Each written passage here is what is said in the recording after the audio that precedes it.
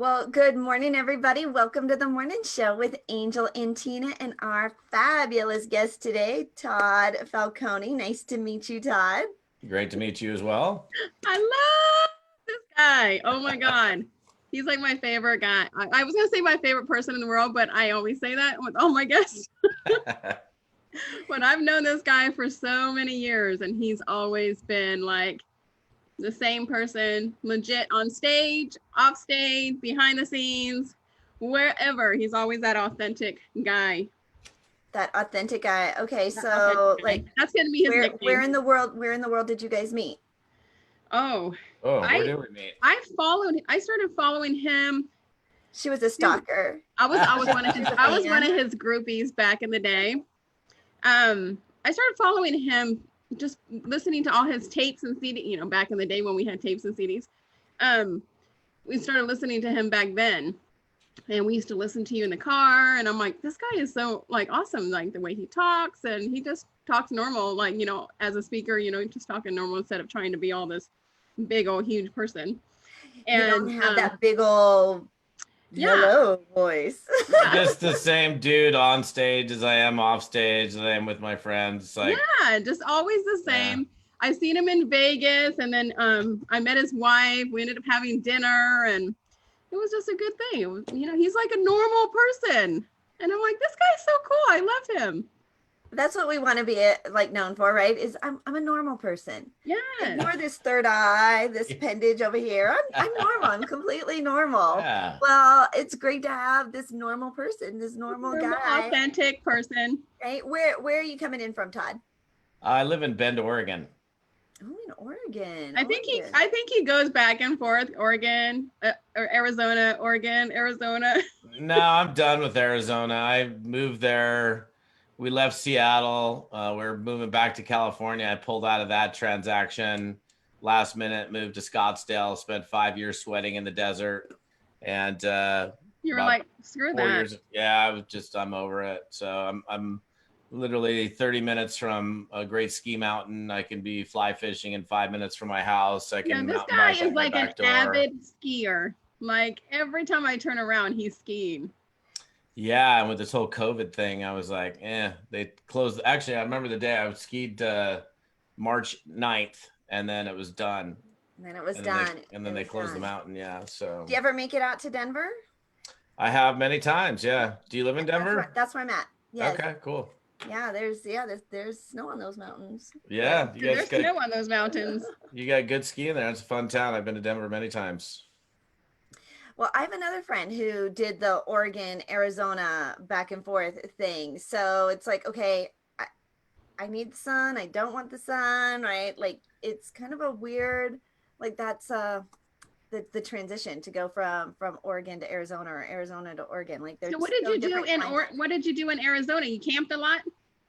No, actually, when I had a lot of pool parties. In fact, I just saw a Facebook memory come up, and there must have been 35 kids in my pool. And I mean, my pool was green the next day. We had this huge party with like 100 people plus, and we just had a ton of pool parties. I played a lot of golf, but like I grew up in the Pacific Northwest. So I was, out in the trees, mountain biking, skiing, fishing, playing in the woods. And I went there. I was like, I'm not fishing. I'm not skiing. I'm not camping. The only thing I'm doing is playing golf. And those are like big time life priorities. And one of the other things is my kids were not growing up being skiers. And I was like, I'm not having it. Like, we're skiers. There's no way I'm going to be like, hey, we're going on a ski vacation. Like, well, we don't ski. So we moved here, and I put my kids in ski lessons the first winter. And my youngest kid was like, Dad, I can't do it. I'm like, yeah, well, that's because you've never done it, which is such an important lesson. It's like, you can't get good at the things you never do or practice. And so by the end of that first season, he was summiting Mount Bachelor. So and it's the coolest thing. Like, I was having so much fun. There's so many days early winter this year where it was the four of us and we're all just charging down the mountain together. Everybody can keep up with one another, and just super fun. And I was like, that's like, and then my youngest boy has really gotten into fishing lately. Like, he got the fishing bug a couple weeks ago and we were coming back from the river property. He'd been fishing the whole time. He's like, Dad, I need my own tackle box. I'm like, okay, no problem. Because how old is he? He's 13. Okay. So I got a 13 and 15-year-old. He's, no, you don't get it, because we need to stop and I hadn't taken a shower for 5 days after being at my river properties. He's like, we got to stop on the way in and get a tackle box. Mm-hmm. I'm like, fine, okay. So I get him a tackle box, come home, he goes, Dad, you can't take a shower yet. We need to stock up my tackle box. So we stock up the tackle box. He goes, Dad, I'm going fishing. I go, when? He goes, now. So, and then he caught this huge bass. Like there's a pond on our on the golf course that we live on, and he caught probably the biggest bass in that pond. Oh and my the God. expression on his face, like I gotta show you this picture. I'll pull it up while we're And talking. he's only been fishing for a couple of weeks. Yeah, what inspired him? He's like, I need a tackle box. I need to do this. I need to do it now. Like, what was the catalyst for all that? He's just like he sees me fishing my entire life. I've been fishing for since I was probably 5, and he just really just started to get into it. And I've taken him a couple times where he's caught fish, and when he's caught fish, he's gotten super excited about it. And then I can't get a rod out of his hands now. So That is amazing. this last week when he caught this fish, I'm going to pull it up on text and I'll show it on the camera. He was so jacked out of his mind. The expression on his face right here is amazing. Like, so hang on a second. Here it is. Wait, come on, pull it up. There it is. Let's see. Oh my God. Oh, look at him. He's He's so happy. Yeah. That's like, and that's proud daddy moment. That's oh yeah. And then like a couple weeks before that, I was teaching him how to throw a fly rod, and he's getting all frustrated because throwing a fly rod is really hard. And So does he fly fish? he was throwing a bait caster the other day. A bait caster is like the hardest thing as a fisher because you have to kind of thumb the line. Oh, in a couple of weeks? And yeah, so he's like, and he's whipping out a steelhead rod. He's fly fishing. He was about done fly fishing. I'm like, just keep casting. And he was like, bam. And then he hooked up with this huge trout. And it's just fun. It's fun to see him get. He's a natural. If he started, I mean, just a couple of weeks ago, he's a natural. Yeah, he's definitely gotten into it. And then how old is your oldest one? He's 15. God, I remember they were like tiny little guys. Yeah, he's like 6 foot. So he's driving. I'm actually car shopping for him right now.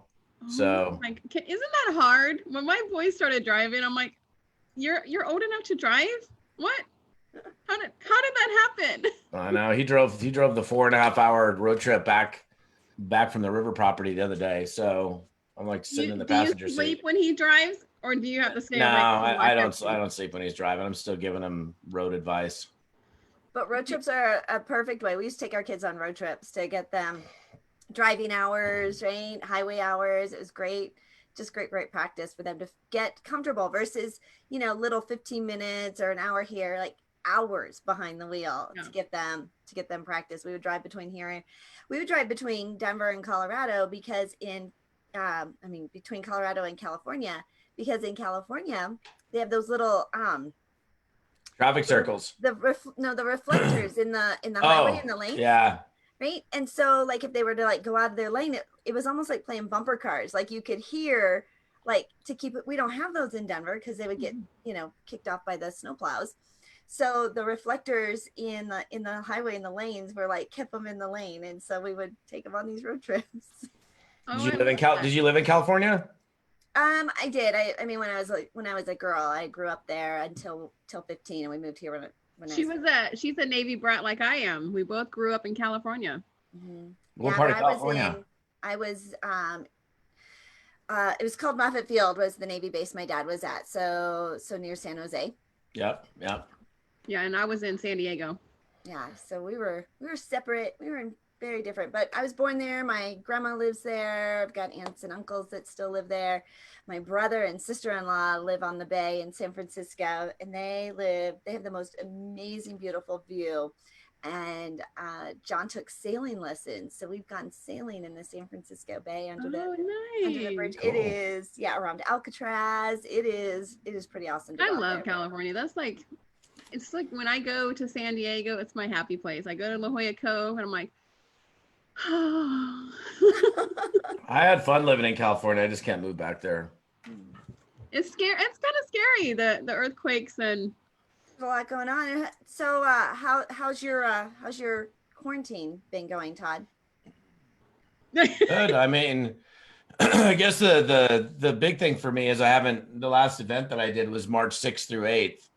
I'm normally on an airplane speaking, so I've done like 80. I think this is this is like 86 Zooms. So I've been living on Zoom, but other than that, I mean, it's actually been a nice break for me to be at home, and it's actually causing me to, kind of reinvent my business a little bit. Like, as a speaker, well, if you're not speaking, you're not getting paid, so you got to do things differently. I mean, I'm speaking on a lot of Zooms, but that's not necessarily the same thing as speaking in front of 10,000 people in an auditorium. So, yeah. So, what was the biggest thing you had to pivot in your business when we went all virtual? I haven't really made the full pivot yet, but I guess, I mean, I have a lot of different ways that I get my training programs out in the marketplace, regardless of whether I'm speaking or not. So I run a lot of ad campaigns, and I have sales funnels for all the different training programs that we have. And I always, even before this whole COVID thing happened, would be doing team Zooms and webinars and conference calls. I just am doing a lot more of them now. Yeah. Well, and that's how this show came to be, Todd, is we were traveling, right, speaking, and then all of a sudden that business came to a screeching halt. Right? Over 20 events canceled between, March and April, and now it's continued on through this. It's been 90 days since I've been pretty much out of the house. 90 days since I've been on an airplane. The last time I spoke was in February. And as it was, closing up, Tina, she's like, we need to do something. Like, what are we going to do? So we threw together a 2-day virtual summit. We had 28 speakers, 2 days on Zoom. We did it in 10 days. Like, you could pull together a virtual event. You didn't need the ramp up time that you normally need. Like, if you're hosting an event, you need a venue, you've got to fill seats.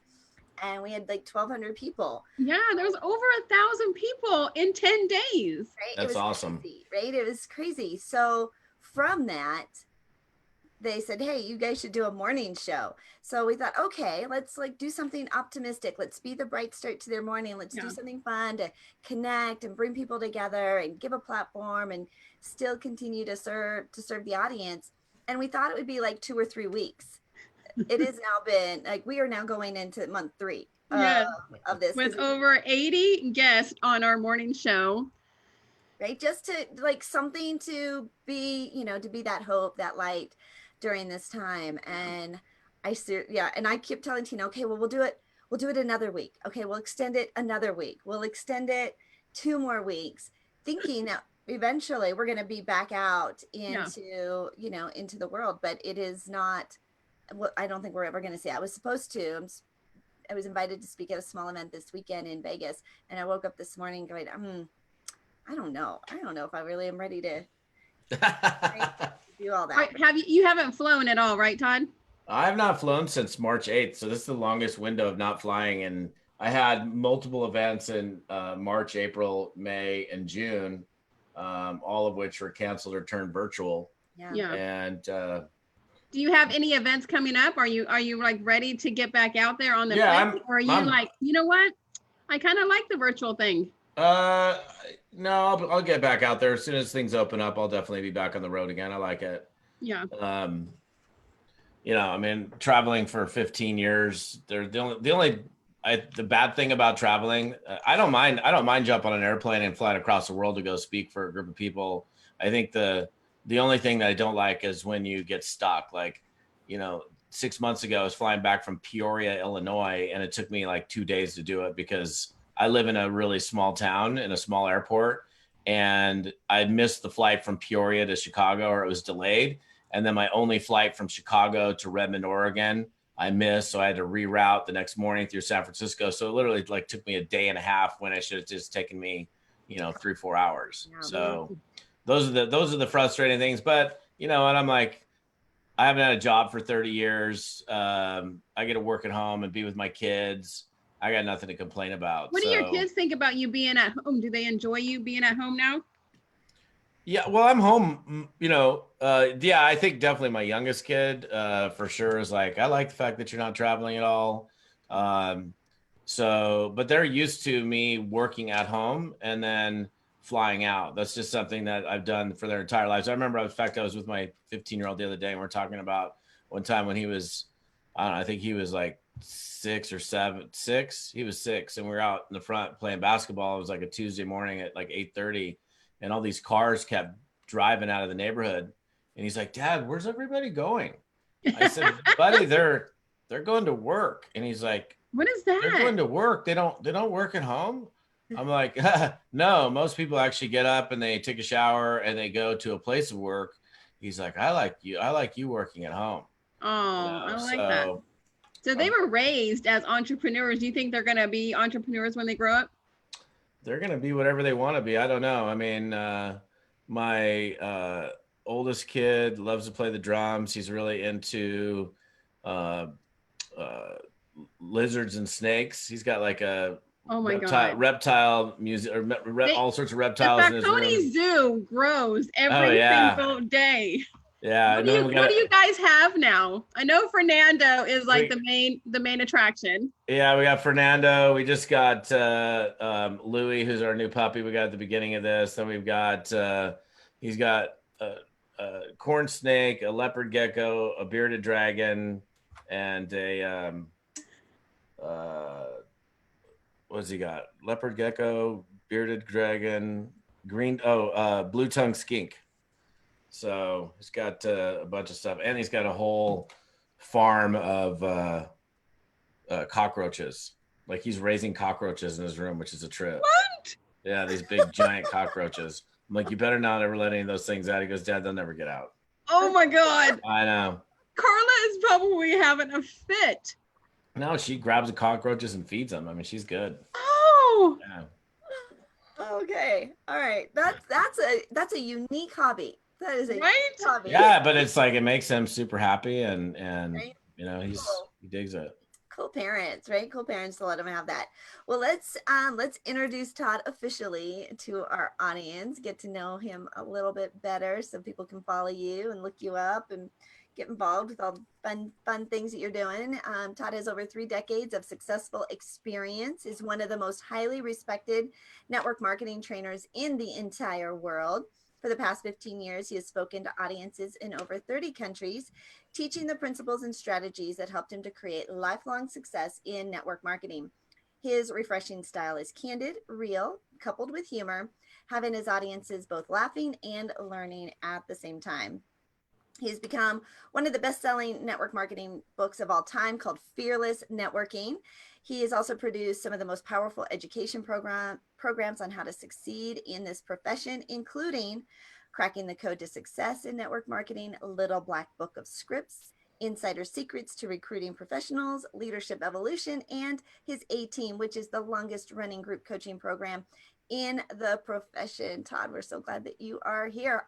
You're going to have to tell us, how'd you get started and how did you become one of the most highly respected network marketing trainers in the entire world? Well, I got started in network marketing from a cold call. Wait, yeah. those? So people are like, yeah, cold calling doesn't work. I'm like, well, if you do it, it does. So, I got some guy. I was graduating out of the marketing department at Long Beach State, and he looked me up, saw me on the list of graduates, and then looked me up in the white pages and picked up the phone and called me. And I didn't even know what network marketing was. I was trying to, find my career path out of college, and went to what I thought was a job interview. And it was a business opportunity meeting. And I'm sitting there going, I was so naive, I didn't even know it was a business opportunity meeting. I'm sitting there like, when did the interview start? Yeah, I'm like, why are all these chairs here? There's like, do they present the business for this job first and then we interview? I was like, what were you wearing?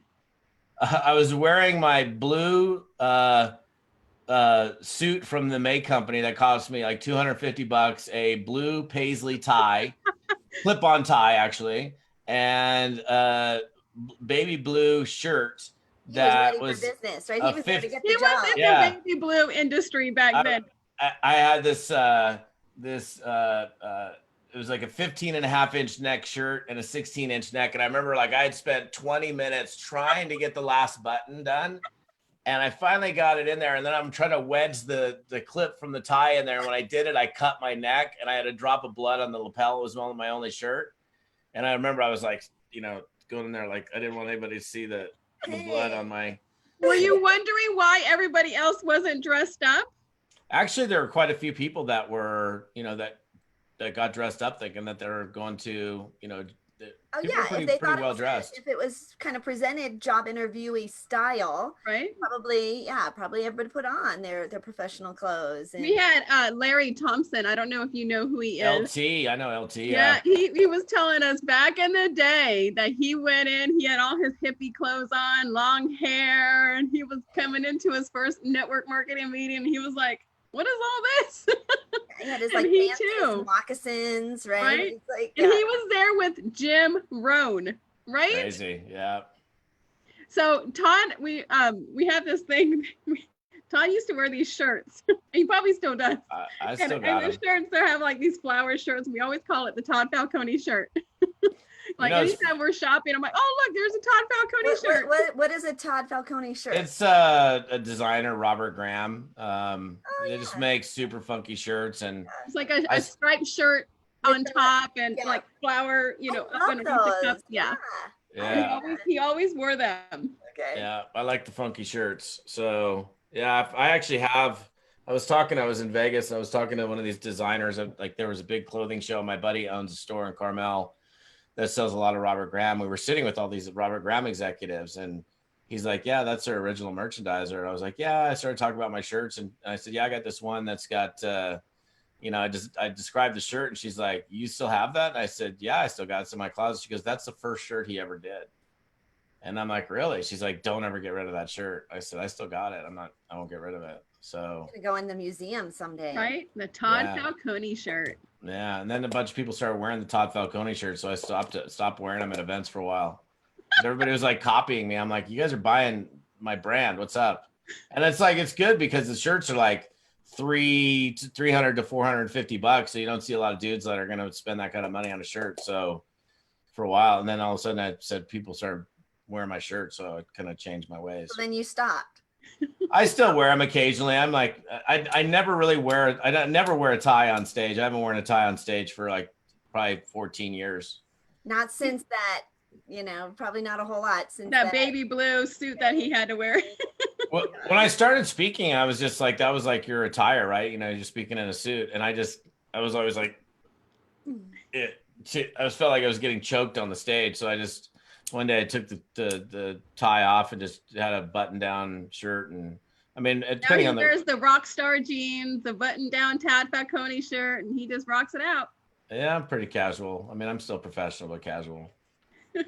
Okay. So got introduced through a cold call. You answered the call, introduced to network marketing, right? For a lot of people, and especially right now, they think they are recognizing how they need to do something different, right? I need to diversify. I need to, if especially if they were working and dependent on a paycheck, that may or may not have been happening now.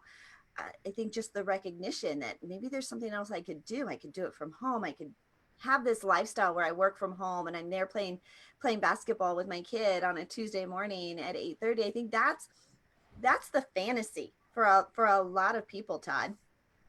Right. Yeah. And so as you how has that shifted? How do you think that right now this pandemic has shifted the direct sales business, the side hustle business?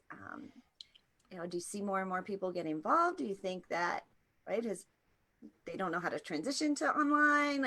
What's been the transition?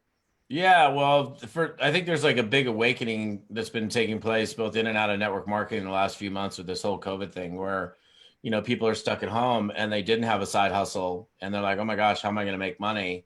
And they have no, they're like, wow, I don't have a check. I don't know if my company's going to still be here. I don't know if my job's going to be here. And so those people are tripping out and they have become way more open to a plan B.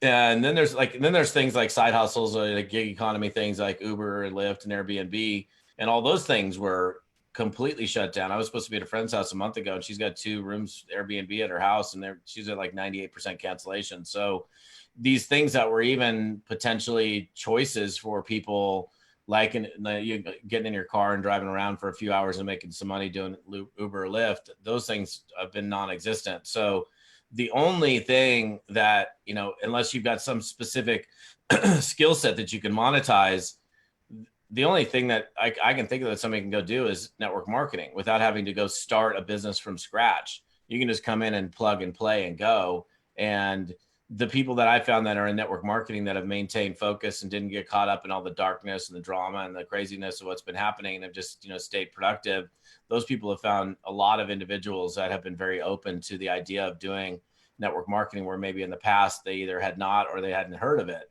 And in fact, it's interesting. Like, I've had people that have been in my teams many years ago reaching out to me. I had a friend of mine, David, who's very successful in real estate.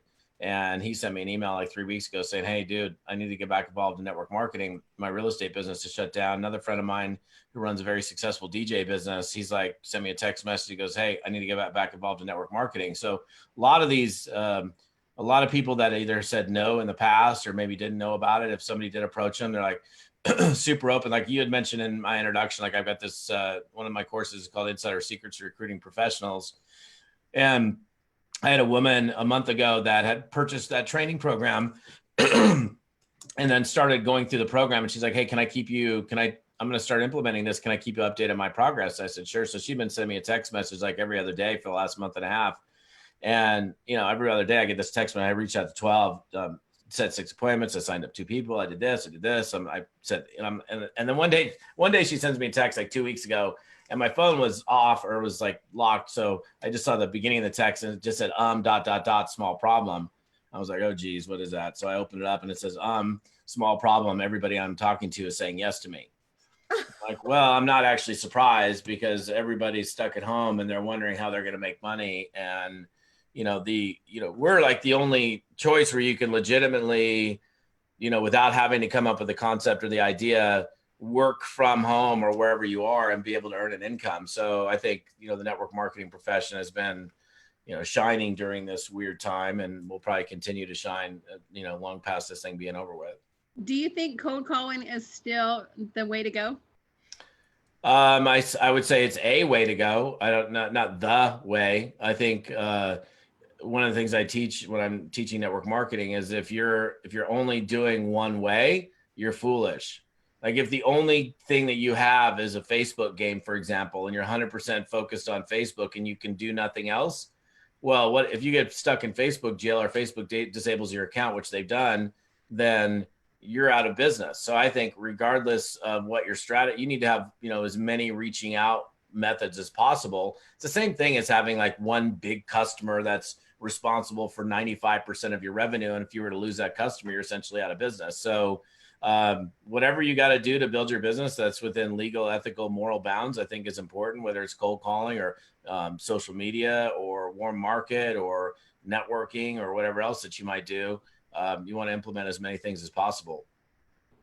Yeah, and even I think when people first, are starting of any business, doesn't matter what business you're in, right? Any business, customers are good for business, right? Like, to go and to put yourself out and to create that exposure where you're attracting those perfect clients. We need those.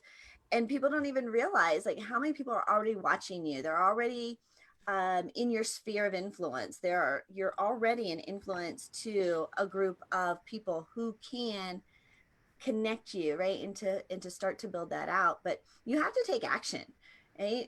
And I think that's a big thing, even in network marketing, because there's a low cost to entry. Like, they didn't have to do R&D, they didn't have to do development, marketing, packaging, like anything, because there's a low area, cost to join. A lot of folks treat it like a hobby. But Yeah. I've seen a lot of small business owners who even start their own business, right? You treat it like a hobby, you're going to get hobby results at anything you do, which is the why it's so critical to work with somebody, leaders, right? Leaders that have stepped up before you. They're a couple streets ahead of you. They've walked the walk. They've tried and erred some things. But what are some favorite things that you recommend? Like, no matter what business you're in, to go out and to connect? I know Tina said something about cold calling. What are some other recommendations that you say, here's how you go and meet people. Here's how you introduce them to what you're doing. Are you talking about from a lead generation standpoint? Yeah. Yeah. Okay. So we've been stuck at home for 3 months, and like if you can't physically be around other people and do, you go to, for example, to a meetup. Like meetup is a great thing. Meetup, BNI, Chamber of Commerce, any kind of like events that are taking place are always opportunities for you to create new relationships, make new friendships. Getting involved in charitable organizations. There's a lot of ways to connect with people, just to shake hands and meet folks. But with that limitation right now, um, you know, social media is definitely a powerful way of connecting with people. I think one of my favorite strategies, and I actually teach this and have a group of people. I have 566 people right now in my 12-week accountability program, and we executed a challenge a couple of weeks ago where I have them go and find a Facebook group that they have a legitimate interest in or a high degree of curiosity in. So having nothing to do with entrepreneurship. So think about something that you are either really good at and you have a high amount of expertise in, or you are super curious about. Like, I could go into a steelhead fishing group and be able to provide lots of advice and tips, or a bass fishing group and provide value to that group. Or if it was my son and he wants to get good at fishing, he could go into a Facebook group because he has a high amount of curiosity about how do you throw this particular rig, and how do you move this one through the water, and how do you do this tie up or whatever, and then go in there and be a valued contributor and be active in that group. And what that enables you to do is connect with people that you would never otherwise connect with, and start to build relationships with people. And if you're active in those closed groups and you're asking questions or you're providing advice, people are going to naturally scope you out on your Facebook wall and go, who's this cool person that's been helping me out? And then you're able to start creating friendships that way. Another thing is you could always create your own group, and like that, the movie Field of Dreams, and you build it, they will come. You could certainly create your own group and create your own following to create relationships. So that's something that's like a longer term strategy. It's not an overnight thing. I was having a conversation with a woman yesterday who loves meeting people in person, and she's like, well, I can't. Well, I'm like, well, you can't meet people in person right now, so what are you going to do? And she's like, well, I don't have much of a Facebook game. I said, okay, well, all right, well, what are you going to do? She's like, I don't know. I said, well, I mean, I asked her, because I told her the week before, I said, you need to go through my recruiting professionals training webinar. And she said, okay.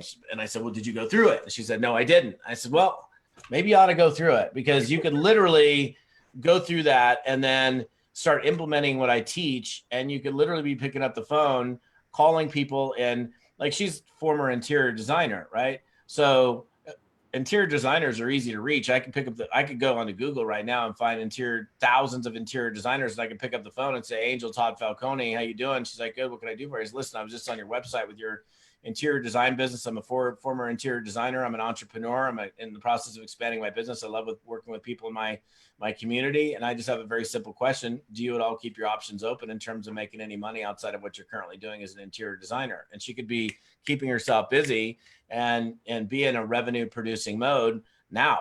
I mean, if you're not flipping rocks over, if you're not exposing your products or your business to people, then you're not in business.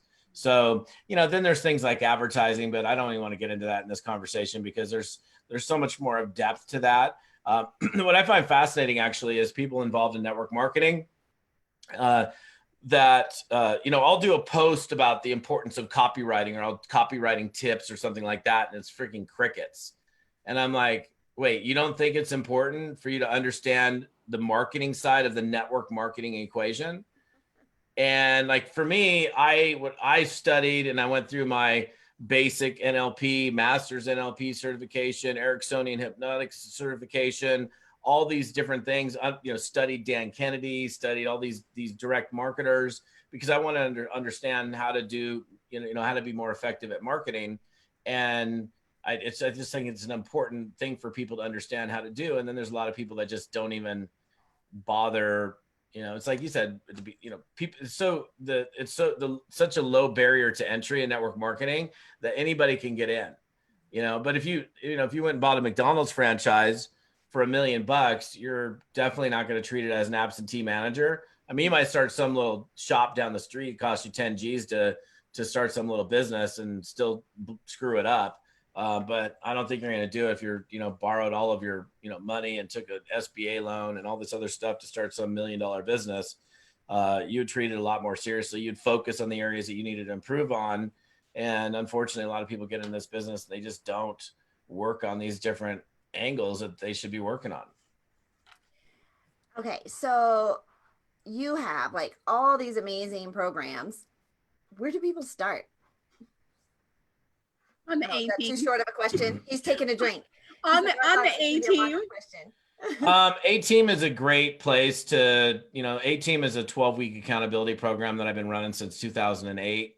We're in the middle of, I think we're at week 8 tonight. And it doesn't matter what business. Like they don't have to be in a certain brand of business. No, I've got people I've probably got 40 or 50 companies represented in this one. So A team, the way I talk when I promote A team, it's like hiring a personal fitness trainer, but for your business. So if you've ever worked out with a personal fitness trainer, you always get a better workout with the trainer than without them. And because there's just a higher amount of accountability. The A stands for accountability. It's an accountability program. So that's certainly something. We're not taking anybody into it until, in fact, I have a team meeting this morning at 9. We got to decide when our next start date is, which will be probably sometime in July for our summer A team. They can start with, this is a great starting point. My book, Fearless Networking. You know what? You sent me one of those like autographed and everything. And I think I gave it to somebody and I never got it back. I need to get another one. That's why I don't give my books away. I gave it to somebody to read and it even like you autographed it and everything for me. And I gave it to somebody to read and I did not get it back. And to this day, I don't even know who I gave it to. Yeah. Somebody is running You're around. watching. I want my book back. There's somebody running around in a Todd Falcone shirt, reading your book. Right?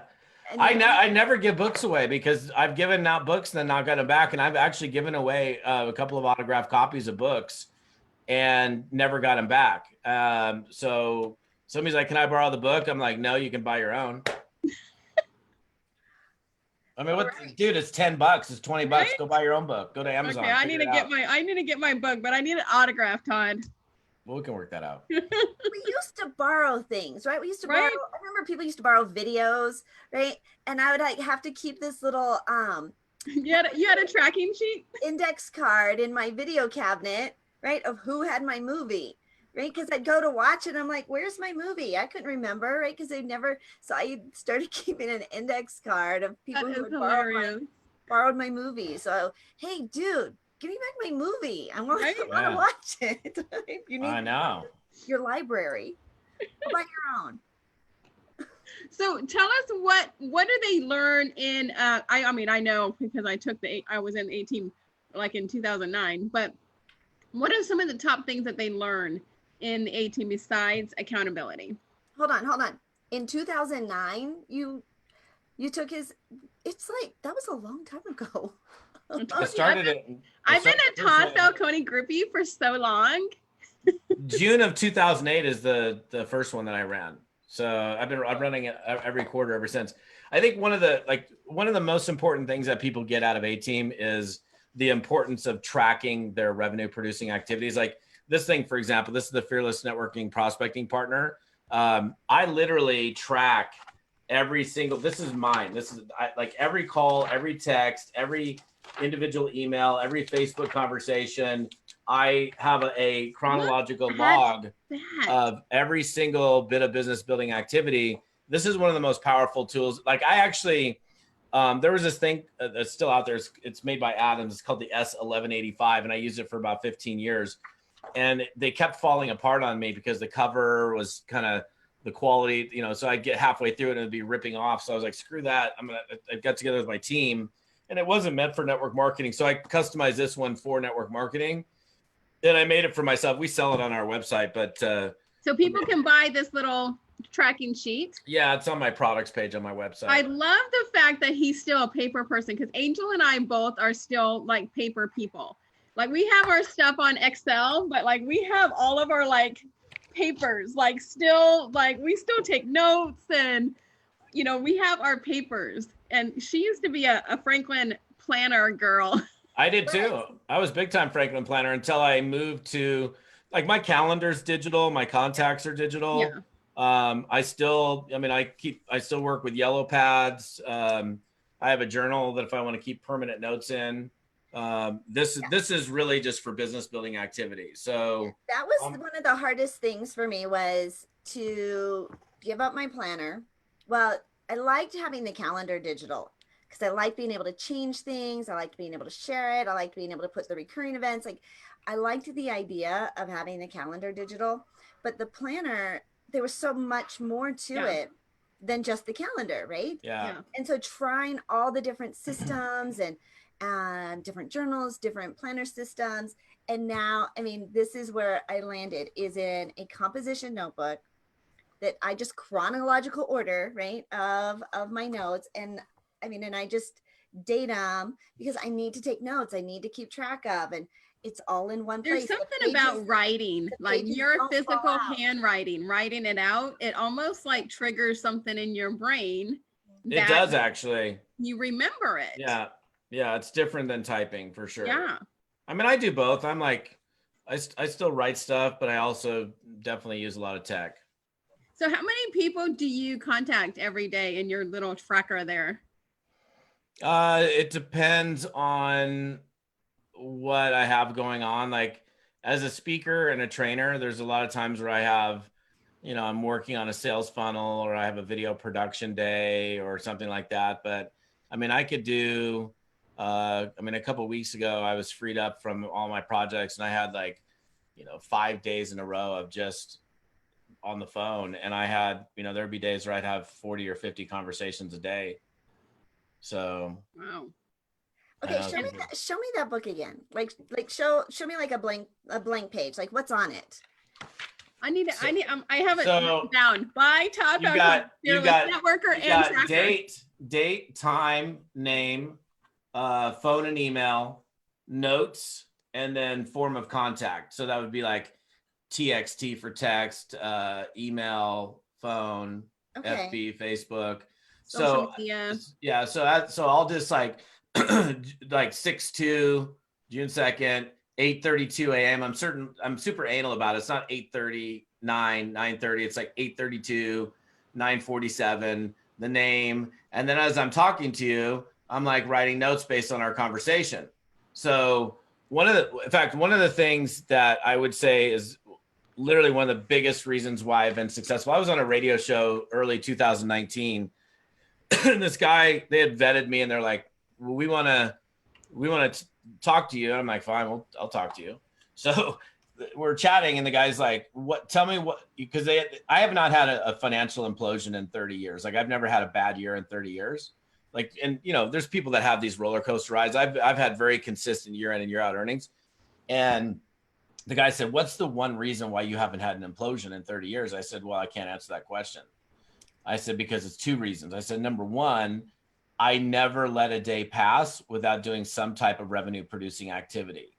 Like, I think, like, if you're in network marketing, you got to spend time every single day prospecting. You should never have a day where you skip and you're like, I didn't prospect anybody today. So that's number one. And number two is I'm a relationship builder. I learned a long time ago that people buy from those that they like and trust. Mm-hmm. And so I, decided, okay, I'm going to be a likable and trustworthy guy. And I'm going to create an environment that's conducive to doing business. So for example, every single time, like in my phone, and this is, I know like people watching this, I have notes on everybody in my phone, where we met, how we met, who referred you to me, what your favorite color is, what school did you go to, where you grew up, whatever was important for me to remember. And people are blown away by that. I remember I was sitting in Salt Lake City with a guy having lunch with this group of people. And I was like, what's your, and I heard his first name. I go, what's your last name? And he told me his last name. I'm like, oh, and I looked him up in my phone. I'm like, dude, we talked on January 17th, 1997, and you were in company X. And he's like, how do you know that? And I was just like, I got notes on you. I have notes on everybody in my phone. I wonder what the Tina Torres file looks like. I know, right? I was just thinking, I wonder if I'm in there. You're in there. I'm sure you got notes in there. So, But I just think it's wait. important. I haven't approved all the notes. What did you? I don't normally share my notes. So, but I think it's just important because then you can remember, things that they say to you. So But you see that and you say, oh, how is your son Joey doing? And they're like, yeah. Well, it makes you remember my son's name? right? Yeah. It makes them human. It reminds you that you are dealing with human beings, not just a number, not just a prospect, not just a sale, right? Like this is a human being. This is somebody with a beating heart, with dreams, vision, right? They've got plans, and we are a part of their life, right? For a reason, season, or a lifetime, they came into our life, and the fact that you take that and it matters to you, and it matters to you enough that you're willing to take notes and keep track of. I talked to you at 4:37, right, about this. Most people, right, they're not ringing the register. They're not, I need to make money. Well, when was the last time you talked to somebody about what you sell? Yeah. Well, 3 weeks ago. Okay. Well, that's why you're not making money. Yeah. And so. Well, how about you try my course? Oh, I will. Well, did you do it? No. Yeah. Well, do my course. I will. I just don't have time. Well, you have to make time for these things. Stop complaining, or to me, that you can't find a prospect like your lady or whatever, and do it. You have to put in the work. Yeah, it's not hard. I love that. I love that you are a relationship builder, because of course that's what I am too. And it's so hard to turn people's mindset to stop selling to people, to build a relationship first. Like you said, you have all these notes in there. Imagine if you would have called me up, hey, Tina, how you doing? How's Julio doing? I know he joined the Army. I would have been like, wow. Yeah. That would have turned my whole thing around. Oh, this guy's calling me again. He's trying to sell to me. It would have turned my whole mindset around. Yeah, and another thing, I'm like, if the only time you're calling somebody is when you want something, you're probably not going to get it. Right. So you got to make these, like, what I call emotional deposits, where you make the effort to stay connected with people. And like, give my example, my friend Bart Scott, I haven't seen him since 1984. I met him in 3rd grade in Mrs. Johnson's class. If I called Bart up today and said, hey, Bart, I've got this cool business I'm doing, he would be receptive to the message, because even though I haven't seen him for like 30 years, I've made an effort to stay connected with him. Like, we've had conversations, but it was me. I made the effort. He didn't. There's people in former neighborhoods that I lived in Scottsdale or Monterey or Long Beach that, those relationships would have dried up like a dead weed if I didn't make the effort to reach out and say, how's it going? And honestly, it's funny because I can think about all these different places that I've lived, and I have made the effort more than, there's a couple people that have as well, but most of the people after I lived in the hood, I never really heard from them again. But I'll reach out and stay connected, see how you're doing, keep that relationship. It's like watering a plant. You got to water and fertilize a plant in order for it to stay alive. So that's just a really good habit to be in, especially in a business like network marketing, where it is about human connection.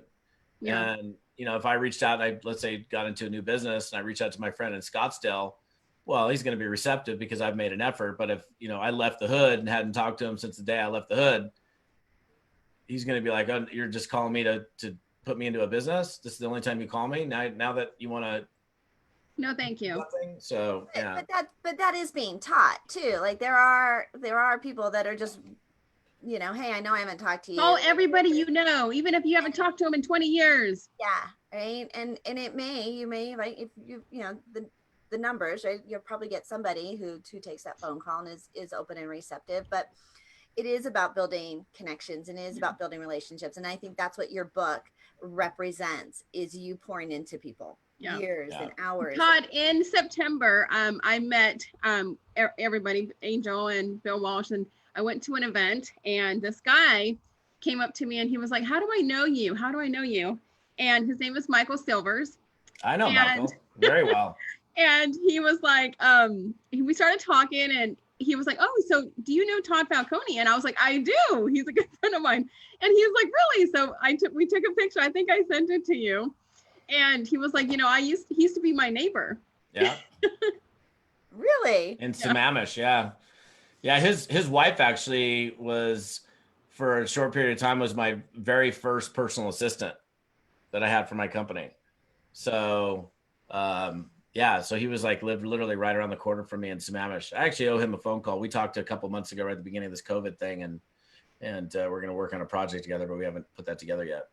Awesome. Yeah, he told me that, and I was like, wow, what a small world this is. He was like, yeah, he was my neighbor for a long time. Yeah, cool dude. Okay, so Todd, what's the exciting thing that you're working on right now? The exciting thing that Most I'm working exciting on. What's the next thing that in business? Anything. Yeah. Well, right now, I spent the last 4.5, 5 months of 2019 putting together a leadership development program for network marketers. It's called Leadership Evolution. And there's just so many people that don't understand what it takes to, first of all, get to the top, and then more importantly, stay there, and or make it through some of the trials and tribulations and frustrations that we experience as entrepreneurs. So I put together a really in-depth educational program for people that want to thrive, survive, last in the network marketing profession. I've done a lot of things on prospecting, recruiting, and customer acquisition and all of that stuff. But this particular training that we just released is totally focused on people that really want to, not only make it, but stay there. And so we released that, and I'm working on how we're going to most effectively market that through the different sales processes that we have. So working on that. I actually have a team meeting here in an hour and 10 minutes. So we're going to be discussing that. And then I'm in the process of putting together a community for an ongoing coaching and support for people that need that kind of help. So working on those things, and just yeah. When is your next book coming out? Whenever I finish it. Do you know the title of it? No, I've actually got a couple of their books in me. I'm definitely working on one that's leadership focused. There's another book that I've got inside of me that I'll probably do towards the latter part of the year. That's more mainstream. That's not specific to network marketing. So what's funny, like this book right here, it took me 4 years and 6 days to write it. So it's 108 pages. So it took me 4 years of staring at my computer, and I wrote this book in 6 days. I believe you. The whole book, right? 6 days. It just starts to flow out of you like water when you get in that zone. Yes. Well, I had this company call me, and they're like, "Hey, can you put together a training program on rapport building and connecting and overcoming objections?" And I said, "Yeah, no problem." So I started typing it the next day, like freestyling it. And then I was like, well, if I do that, I got to include inviting. If I do that, I better include follow up. And so what was supposed to be like a booklet and a couple of audio CDs became a book. And we've sold almost 500,000 copies of this. So, which is a lot of copies for a network marketing book. I mean, but the Fearless Networker is probably one of my top ones that I tell people to buy. Yeah. Okay. Why? What's your favorite takeaway from it, Tina? Oh my God. And now you put me on the spot because I don't have it. You said it's like right? One of the top ones because it shows you exactly what you need to do. It's like a step-by-step process of what you need to do to build a multi-million-dollar company. All right. Well, we're going to land right there. Step-by-step process on what you need to learn in order to grow a multi-million-dollar company by reading Todd Falcone. Todd, how do you want people to connect with you? They can find me at toddfalcone.com, which is TODDFALCONE.com. And they can plug into me there. My book's on the front page, and right at the top of the page, it says new to Todd ? They can click there and they can kind of get plugged into my information loop and be kept abreast of new videos that we put out. I put out a new video training every Monday. And if there's some specific training that I'm doing, they will know about it and they can plug in. Fabulous. And you have the A-Team opening up in July. Yeah, if they want to get on the waiting list, they can. If they go to toddfalcone.com/team, TEAM, they can get on the waiting list. So You have a waiting list. Did you Mhm. say there were like 566 people in this one? Yeah, this is the biggest one I've ever run. It's pretty good. It's How fun. many do you usually have? I normally cap it at 100. Oh my gosh. You So went way over. I We're went not, way over we're not because I went way past the cap just because there were so many people that with this whole COVID thing that was going on and still They happening, needed they something. needed to keep their head in the game. And I was just like, I'm not going to allow these people to get sucked into the news and the darkness. So let's keep you focused. Yeah. again, right? That's part of how we started this morning show and Yeah. kept it going. Is there is so much. I woke up this morning and I was watching the news, and I'll tell you what, it is a scary. It is. It is. It'll just take somebody even who's way up here, and just. I mean, you'll just. That's why I don't watch the news, but I see it. You see it on social media and all Yeah. these major cities and that are hurting, and it's overwhelming. And if you're like an empath, it is definitely overwhelming. Yeah. Well, we are pretty excited here at the Media Mastery headquarters because today is boot camp day. Our 3-day virtual boot camp kicks off in just a few hours. We do this 3 times a year, helping you to create more media exposure, put together all of your media assets, your media strategy, get media and publicity for your brand. You can check it out. Go and we'll put the link in to register for the event, but you can read all about it at makeyourbigimpact.com. And you can download your complimentary media guide to get the ball rolling, create some media exposure, put your brand out in front of journalists and media because they are hungry. They are looking for stories. They're looking for guests. They're looking for human interest stories, and there are unlimited opportunities for you to tell your story and to share it in the media and publicity. So don't miss out. But if you are on the fence, today is the last day because we kick off in just a few hours. So go to makeyourbigimpact.com and get yourself registered. Oh, I love it. I can't wait. This is my 3rd time joining you, and I learned something new every single time. So I'm so excited. I'm Tina Torres, the client retention expert and gratitude specialist. And you can join me this Friday, every Friday at 1 o'clock for my free webinar, Turning Your Connections into Cash Flow, learning how, what Todd Falcone said, to build those relationships. Relationship building is key. So I teach you how to turn your clients into raving fans, turn those into increasing your cash flow with that without adding a single new customer. So turning your connections into cash flow webinar this Friday at 1 p.m. We're Angel and Tina on the Angel and Tina Morning Show. And we'll come to you live every weekday morning at 10 a.m. Eastern. Thank you so much, Todd Falcone, for being on our show today and being the leader and mentor that you are to so many people. And we thank you guys. We'll see you guys tomorrow morning. Thanks. Bye. See ya.